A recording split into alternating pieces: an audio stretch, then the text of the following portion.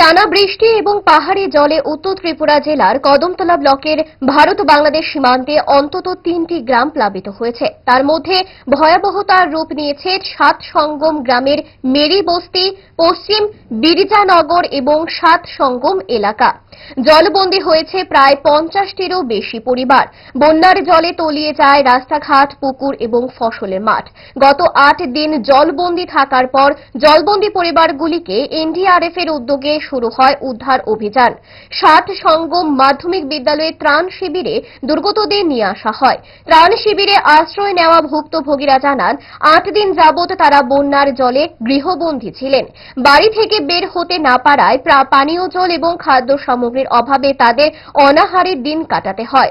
এখনো পর্যন্ত প্রশাসনিক তরফে পরিশ্রুত পানীয় জল এবং খাদ্য সামগ্রী কোনো ব্যবস্থা করা হয়নি বলে তাদের অভিযোগ। তারা জানান, বাড়িতে গৃহপালিত পশু ফেলে প্রাণ নিয়ে আশ্রয় নিতে হয়েছে ত্রাণ শিবিরে। দেখুন, 7-8 দিন হয়েছে জলের বন্দি। আমরা বাড়িতে ফুলাবান লইয়া কিছু বাড়িবার মতো ক্ষমতায় নাই, কোনো নাই। আজকে আশ্রয় নিয়েছি, তারা বুট নিয়ে আইছে, তারা আমরা উদ্ধার করি কেন স্কুলে নিয়ে আইছে। গরু ছাগল বই মানে বেদিন বাড়ির সবটা ফালাইতে আবার লাগছে। আর কালকে আরো মোটামুটি যাবার যেটুকু ছিলাম, আর কালকে একদম জল বৃষ্টি একদম পুরা শেষ। আমরা অবস্থা বড় বেতাল দেখি এইখানে আমরা আশ্রয় নিচ্ছি। অন্ততপক্ষে আমাদের যে 1 নম্বর ওয়ার্ডনে অন্ততপক্ষে প্রায় 22 পরিবারের মতো আশ্রয় নিচ্ছে। মারা খান কি জল অতিরিক্ত খাটতেছে না, নদী দিয়ে বর্ডার দিয়ে যাইতেছে না, সব বৃষ্টি উপর দিকে পড়তেছে, উপর দিকে জল এখানে জমা হয়। এটা এখন যেমন এটা যে সরকার প্রশাসন থেকে নিষ্কাশন করে, তাইলে কোনো ব্যবস্থা হইতে পারে। আমরা তো আর কইতে পারি না যে কিভাবে নিষ্কাশন হইবে। এটা না, কোনো ব্যবস্থা এখন আমরা পাইছি না।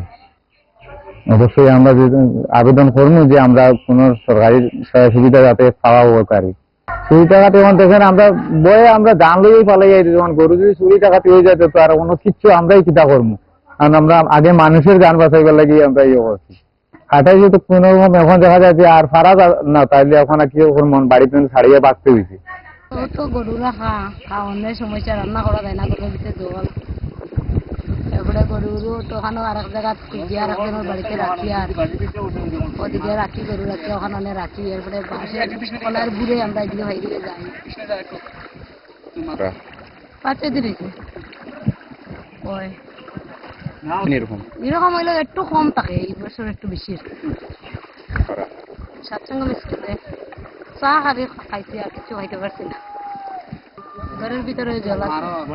জাস্ট শেল্টার হাউসটা ভিজিট করলাম। এখন নেক্সট এফেক্টেড পরবর্তীর অ্যানালাইসিস করব।